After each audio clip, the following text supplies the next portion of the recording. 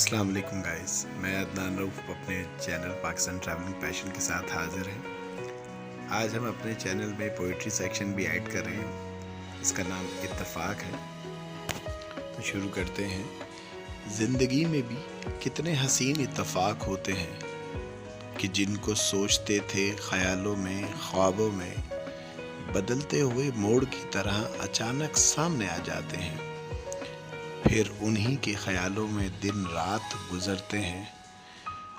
बहुत कुछ कहना चाहते हैं वो हमसे, मगर हम ही जानबूझकर अनजान बनते हैं। बहुत कुछ कहना चाहते हैं हम उनसे, मगर रिश्तों के तकद्दुस ही तो दीवार बनते हैं।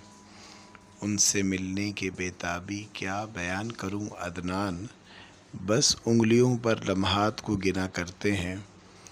और जब सामने आ जाते हैं वो हमारे, पत्थर सी मूरत बने रहते हैं।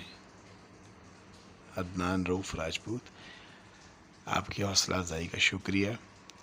अगर आपको पसंद आए तो प्लीज़ हमारी हौसला अफ़ज़ाई कीजिएगा, चैनल सब्सक्राइब कीजिएगा।